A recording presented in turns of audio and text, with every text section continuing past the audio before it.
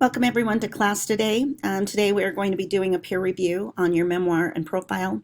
Remember, it will be due on Wednesday of this week, and you need to make sure that you're ready to submit it to turn it in by that time, and then your actual layout on Thursday. We're going to cover three things in class today. We're reading our final learning log article from the Slick Press book. We're learning how to write captions and then moving into peer reviewing your draft of your memoir or profile. So let's start with your learning log. This is the 9th one at the unit.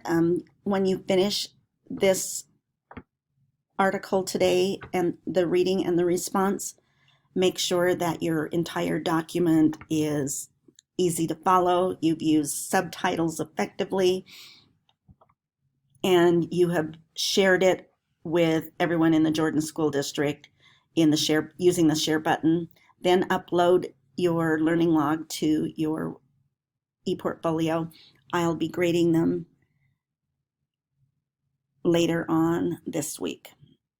So the article deals with peer review, and it goes over ways that we can give positive feedback to others and how to receive feedback.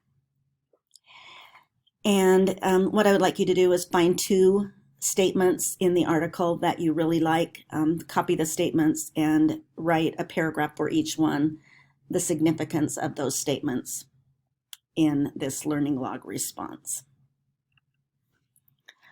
The next several slides will teach you how to create a good caption. Remember, all of you have to have a caption on your magazine layout, at least one photo, so that means at least one caption.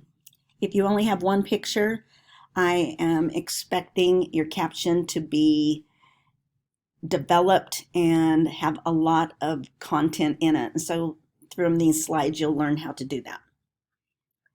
The first one is a picture and a caption that really just regurgitates what you could see as a viewer looking at the picture itself. So that's not a good way to write a caption.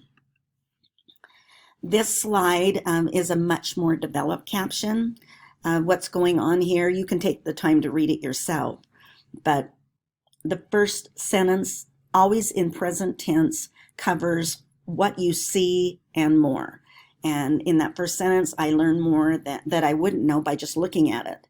I learned the man's name. I learned that he is a senior in college. I learned what his major is. And I learned where it took place. Succeeding sentences, or after that first sentence, then there are several things that you can do. You want to give more background to the story itself. In this case, what the writer did is interview the young man and had him say something about that experience, and then the writer turned it into a quote. And the final thing you'll notice in the caption is giving credit to the photographer. So I'm going to show you a few other examples. This one comes from a newspaper in Iowa, I think. And this shows you if you have more than one caption on, or one picture on your layout, but you only have space for one caption, how you can signal to the reader which picture you're talking about. So as you look at this one, you'll notice it says above and at left. So signal words like that before each caption begins helps the reader know which one to tie it to. In this one, this caption, the first sentence covers what's going on in the picture plus more. And the second sentence can, rather than interviewing every time, another thing that you can do is find out more of the story topic and add supplemental information about the topic itself to your caption. For example, this one is dealing with these 2 brothers who ended up getting scholarships to a college, and then the second sentence that you switch to past tense talks about what's happened in higher education with scholarship money over the last several years. So it ties more into the topic itself. When you're writing a caption, there are some things you can keep in mind.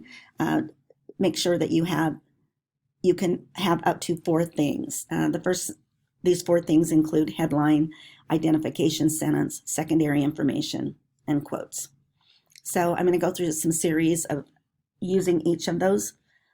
Like for this one, is a headline to this picture could be like a cliche. It's usually a phrase, and it's not a complete sentence. It will be in bold. Something has to separate it from the actual text itself.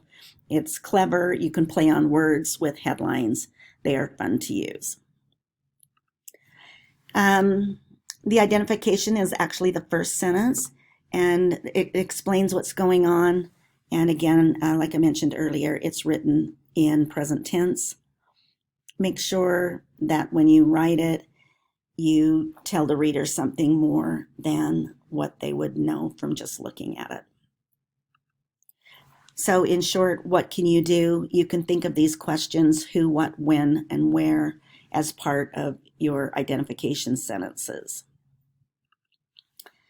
Secondary sentences adds more information to the photo. Those sentences are written in past tense. So it could be from interviewing the people in the photo. It can be from, like in this case, the sport of ice dancing in the Olympics, anything about that might be interesting to a reader. Secondary sentences answer the question why and how. You can also elaborate in your caption by then moving on to some sort of a quote, capturing the essence of being there for your reader. So if you look at this picture here, it has a very detailed very detailed caption. Notice cold water is the headline. The first sentence is the identification sentence, who's in it, the who, what, when, where type of the sentence. And again, it tells more than you would know if you were just looking at the picture.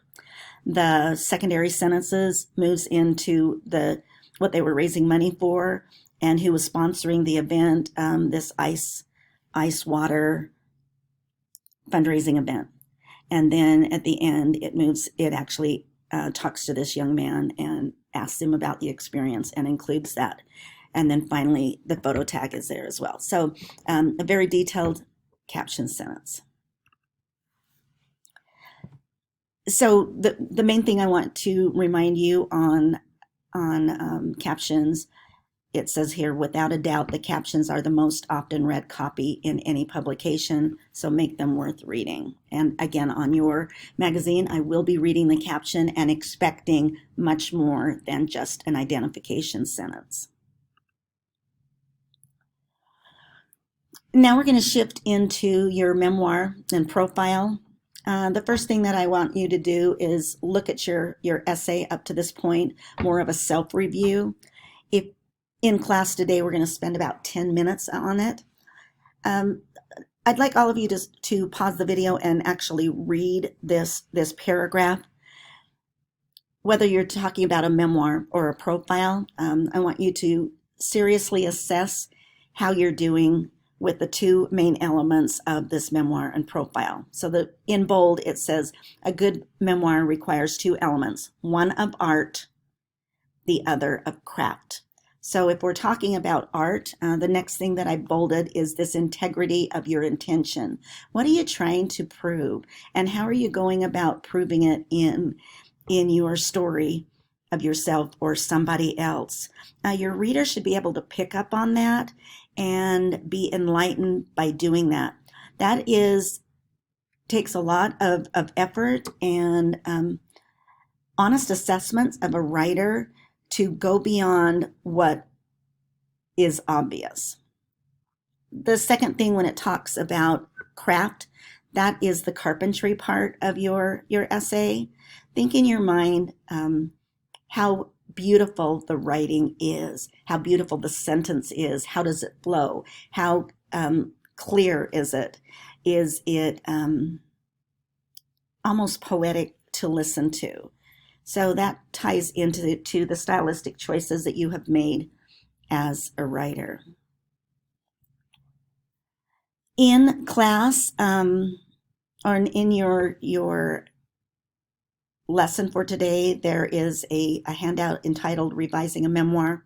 I'd like you to find that, complete the handout. That will be worth 10 points.